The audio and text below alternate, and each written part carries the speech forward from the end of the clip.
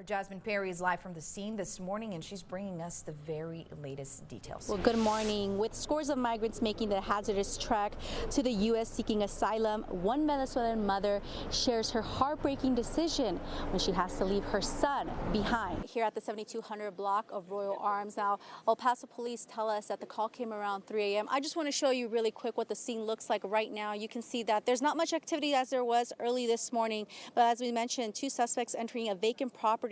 Both are in their early 20s. Morning, Trevor. Yes, I spoke to a local resident, and he tells me this would be a great change for City Council to approve these safety measures since he rides his bike basically everywhere. Now, if your trash can hasn't been picked up yet, it's probably because your trash can is next to a wall, a fence, or a mailbox like this one. That's why putting your trash can in an accessible area will help prevent property damage. Good afternoon, guys. So I'm here at cave climbing. As you can see, it's pretty easy to be up here on Executive and Mesa, but what I do want to tell you is that the owner here tells me that while it might look easy to train, it's actually going to help out your muscles and your tendons. And I'm here for a second chance.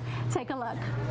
While it might be a good idea to come out here to the park and bring your kids, well, El Paso Fire Department urges the borderland community to stay in cool places and make sure to drink plenty of water because today is going to be a hot one. Title 42 is going to be lifted this Wednesday and Christmas is this Sunday.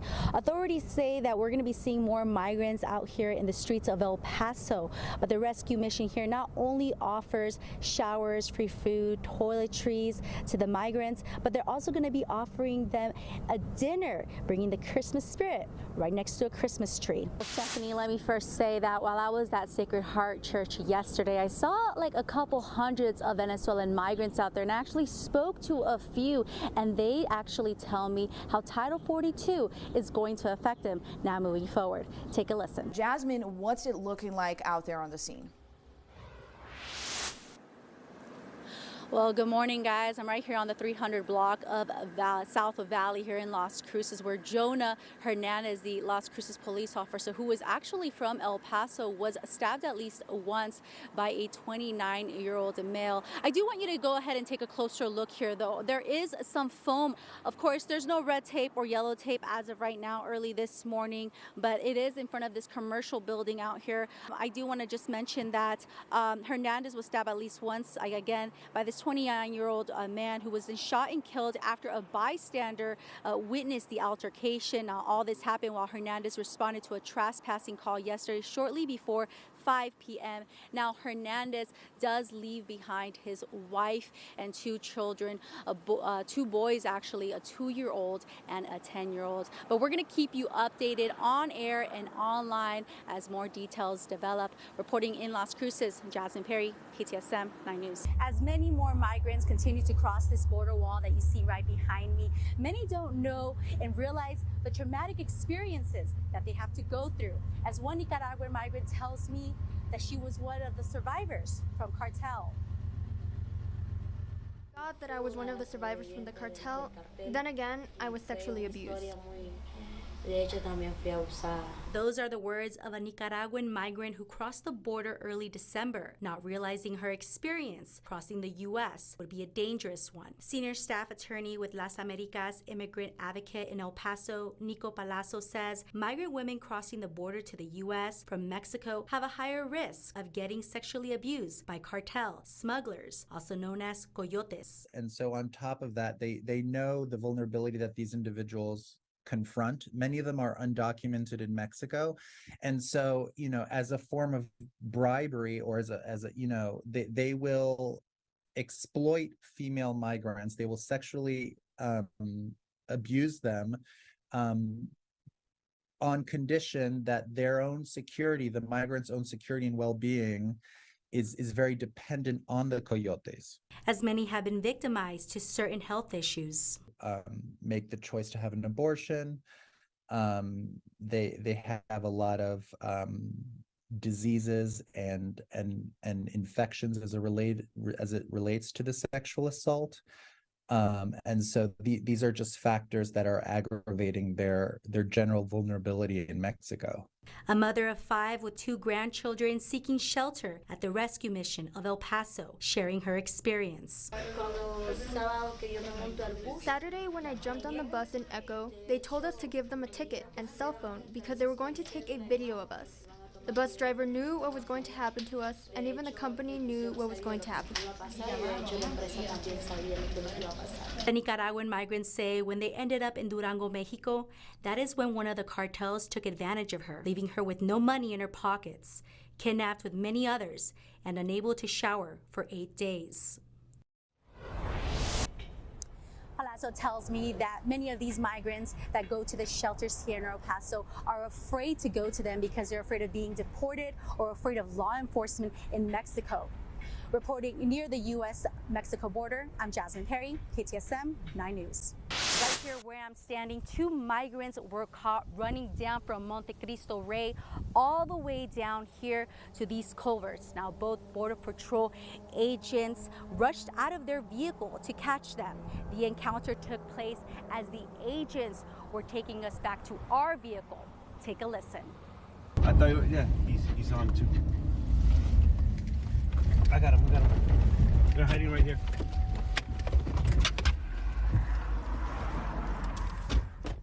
With 15 autonomous surveillance towers across the El Paso sector, each of them are scanning and surveying all borders 24/7. We need to know what and who is coming illegally into our country between the ports of entry. While ASTs have been installed in key points around the area over the last 2 years, Border Patrol agent spokesperson Orlando Marrero says their goal is to implement 9 more by the end of this year. Right now, the AST equipment, it's in Fort Hancock, Texas, Deming, New Mexico, Lordsburg, New Mexico, and here in Santa Teresa, where we're currently at. Covering almost 300 miles of border in the El Paso sector. Specifically, this one has detected movement before they even come in. And while the surveillance towers are run by solar power, 1 hour of sunlight keeps them operating 24/7. Right now, look at it. It's moving. So right now, they're detecting us. That's why we made the call to the command center. That way they know it's us. It's not a threat. It's nobody, so they won't deploy any agents to the area. Withstanding winds above 100 miles per hour. The reason why you see those 2 lenses is because it's 24/7, so it has the capability of IR or night vision. Jasmine Perry, KTSM 9 News. The state of emergency has been in effect since midnight. Now take a close look right here. As you can see behind me, the streets are still filled. Now the question is, what will change now that the mayor has declared this state of emergency? And KTSM 9 News reporter Jasmine Perry, she's live outside of City Hall. And Jasmine, we know there are new city reps sworn in just last month. What did they have to say about this item on the agenda? Well, good morning, Brenda and Trevor. So I reached out to the new representatives, Joe Molinar and Brian Kennedy, last week. And from what they tell me, this is a personal item and they cannot speak prior to the meeting that's happening later today. You can come on here at Top View Fitness on Airport Road, where Rushmore Foundation and Top View Fitness are getting together to have people donate, such as toys, clothes, school supplies from 8 a.m. to 8 p.m. An important note about this is that this charity event is run by Fort Bliss soldiers. The borderland is known for its sunny weather. Even the start of winter is a good day to hit the links. I spoke to officials at Red Hawk Golf Course in Las Cruces, where they tell me how golf isn't going anywhere during the winter and how they're keeping golfers coming back for more. Behind me, there's a lot of people working out, but like me, why not get a few reps in through the year? She is live from the Sun Bowl Stadium. Jasmine, good morning. Well, good morning, guys. As you can see, I'm right inside, sitting here of the Gravedigger. I'm right here also with the driver, Tyler Meninga. Now, tell us a little bit about your car and how you started this. And does this have a warm? Is this going to heat my bottom? With the one and only head coach, Kevin Montes. Kevin, so tell me, I know you already had a class going at 5:15 in the morning, but you have another one at 7:15, am I right? That's right, yes. Okay, so tell me, what kind of workouts are you guys going to be providing for these New Year resolution people? So this week we're starting off the year with strength-based programming. So Jasmine, how did our Sun City player known as Player 182 during the game survive this grueling challenge? Well, hey, Trevor, so great question. While there was no gore like the original South Korean web series, contestants got eliminated instead, trying to make it through all 10 episodes. However, for Player 182, it was less messy when his time came to an end on episode 7. Take a look. If you like coffee like me, then you'll want to stop by this local coffee shop called Rally Point Coffee on the Northeast, because this coffee has a special kick to it. Right? This is bomb. Okay, this is really good. It's spicy. Okay, yes. It has a kick to it, so I definitely recommend it, guys. Do you guys have any questions, what you want to know about these chilaquiles? So first you're going to go, and then I'm going to do it. But I'm going to have you first, and show me how you do it, and then I'll practice.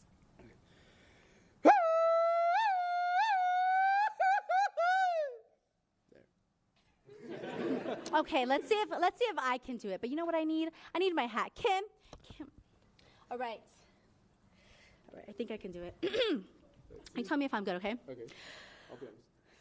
Oh gosh, okay. All right. How was that? That was good. Yeah?